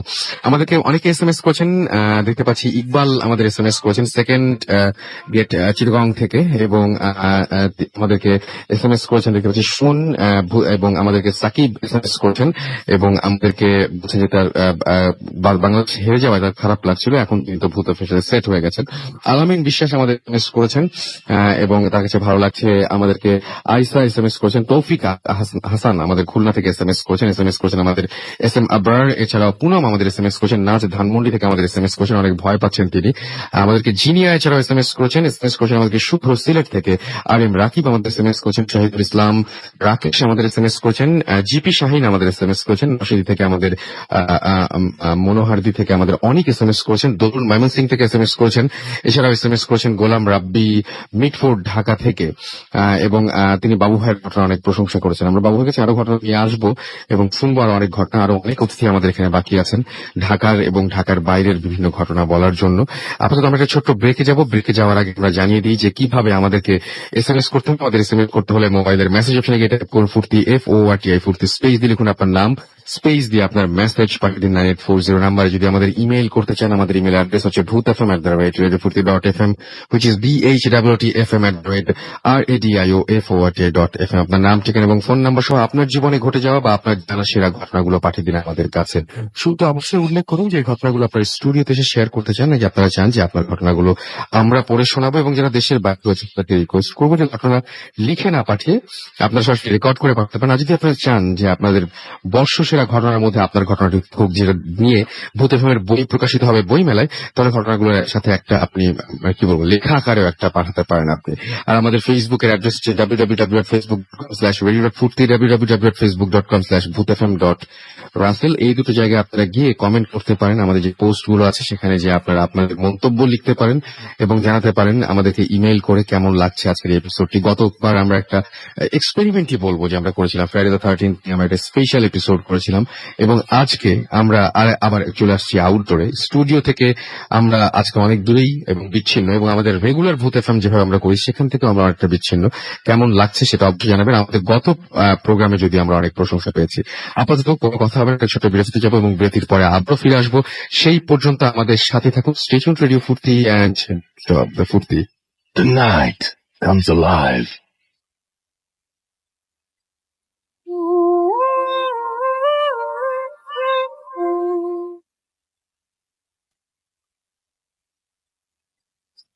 শুনছেন সবসময় রেডিও ফুর্তি 88.0 FM, বাংলাদেশের সর্ববৃহৎ রেডিও নেটওয়ার্ক। আমি রাসেল আছি সাথে, আমার সাথে রয়েছে মাসুম এবং আজকের অতিথিরা, এবং আপনাদের সবাইকে আরো একবার স্বাগত জানাচ্ছি। সেই সাথে জানিয়ে দিচ্ছি আমরা এই মুহূর্তে যে জায়গায় রয়েছি সেটা হচ্ছে গোরান মাদানির ঝিল, এবং এই জায়গা নিয়ে অসংখ্য ঘটনা রয়েছে। এই এলাকাবাসীরা আমাদেরকে বলেছেন, এবং এই এলাকা একটা সময় পুরোটাই ঝিল ছিল, এখন অনেকটা অংশই ভরাট করা হয়েছে, এবং সেই জায়গায় ঝিল ভরাট করা হলেও ঝিল নিয়ে এবং ঝিলের চারপাশ দিয়ে যে সমস্ত ঘটনাগুলো ঘটতো সেই ঘটনাগুলো কিন্তু বাদ যায়নি, এবং সেগুলো এখনো প্রতিনিয়ত ঘটে চলেছে। এবং এখানে আপনারা যারা এলাকাবাসী আছেন তারা অনেকেই আমাদের এখানে এসে দেখা করে গেছেন, কথা হচ্ছে তাদের সাথে। দুই একজনকে আমরা হয়তো নিতে পারিনি আজকে, আমরা আগামী সপ্তাহেও হয়তো কাউকে নিতে পারি। তো যাই হোক, আপনারা যারা শুনছেন তাদেরকে আরো একবার জানিয়ে দিই, আমাদেরকে SMS করতে হলে মোবাইলের মেসেজ অপশনে গিয়ে টাইপ করুন ফুর্তি FORTI ফুর্তি, স্পেস দিয়ে লিখুন আপনার নাম, স্পেস দিয়ে আপনার মেসেজ পাঠিয়ে দিন 9840 নাম্বারে। যদি আমাদের ইমেইল করতে চান, আমাদের ইমেল অ্যাড্রেস হচ্ছে bhutfm@radiofurti.fm, which is BHWTFM@radiofurti.fm। আপনার নাম, ঠিকানা এবং ফোন নাম্বার সহ আপনার জীবনে ঘটে যাওয়া সেরা ঘটনাগুলো লিখে পাঠিয়ে দিন আমাদের কাছে, অথবা আপনি অবশ্যই আমাদেরকে রেকর্ড করেও পাঠাতে পারেন আপনাদের ঘটনাগুলো। আমরা একটু আগেও উত্তরার বিভিন্ন জায়গা নিয়ে এবং ঢাকা শহরের বিভিন্ন জায়গা নিয়ে কথা বলছিলাম, এবং এই মুহূর্তে আমাদের সাথে আরো একজন অতিথি জয়েন করেছেন। আমরা তার কাছে আরো একটা ঘটনা শুনবো, যে ঘটনাটি উত্তরার রোড নিয়ে আমরা বিভিন্ন সময় শুনেছি। উনি একটা ঘটনা এক্সপিরিয়েন্স করেছেন, একটা ঘটনার নিজের চোখে দেখেছেন, যে ঘটনাটি একটু অদ্ভুত এবং যে ঘটনাটি অন্য ঘটনার সাথে একটু আলাদা। আপনি কি আপনার নাম বলবেন নাকি ঘটনা চলে যাবো একদম? আমার নাম দিয়ে শুরু করি। আমার নাম হচ্ছে বুলু। জি, গল্পে চলে যাই। জি প্লিজ। এই সেদিন ছিল 5-6 বছর আগের কথা। আমি আর আমার একটি ফ্রেন্ড আমরা গুলশান থেকে উত্তরে যাচ্ছিলাম। রাত তখন 12টা 12:30 মতো বাজে। ও আমাকে নামাই দিবে, নামাই ও বাসে চলে যাবে। তো আমরা যখন এয়ারপোর্টটা ক্রস করলাম, এয়ারপোর্টের পার হওয়ার পর একটা ফুট ওভার ব্রিজ সবাই খেয়াল করেছেন।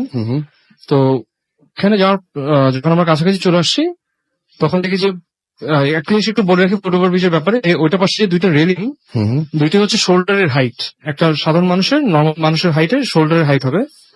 তো ওইটার উপর আমরা দুইজন হঠাৎ করে আমি নোটিস করলাম ফার্স্টে যে একটা লোক সাদা আলখাল্লা পরা, হাইট প্রায় 6 ফিটের উপরে, 7 ফিটের কাছাকাছি দেখে মনে হলো। দেখে মনে হচ্ছে যে একটা সুইমার যখন উপরে উঠে ডাইভ দেয় না সুইমিং পুলের জন্য, যেভাবে দাঁড়ায় ফার্স্টে একটা স্ট্যান্ড দেয়, 2 হাত 2 পাশে, ওরকম একটা পজিশন যে সে লাভ দিবে। তো ফার্স্ট থিং আমার মাথায় আসেনি যে এটা আসলে কি কেন হতে যাচ্ছে। ফার্স্ট থিং ইনস্টিংটিভলি মনে হচ্ছিল যে একটা মানুষ এখন সুইসাইড করার জন্য লাভ দিবে, এরকম মনে হচ্ছিল দেখে। প্রথম দেখে ফার্স্ট থিং, তখন সাথে সাথে রিয়াকশন ছিল এরকম যে আমি পাশে যে গাড়ি চালাচ্ছিল আমার ফ্রেন্ড, ওকে বললাম আচ্ছা দেখ ওখানে কি, এটা কি হচ্ছে, উপরে কি? তো ও দেখে বললো হ্যাঁ দোস্ত এটা কি, মানে তো তখন দুজনই একসাথে একই জিনিস আমরা দেখলাম, দেখে দুজনই অবাক যে এটা কি হচ্ছে। এটাকে একটা ফার্স্ট মাথায় আসছে যে এটা একটা মানুষ বোধহয় লাভ দিয়ে এখন মারা যেতে চাচ্ছে, সুইসাইড করবে, এরকম একটা ফিলিং আমাদের আসলো। বাট গাড়ি তো চলতেছে, ওর মধ্যে গাড়ি আমরা ক্রস করে ফেললাম।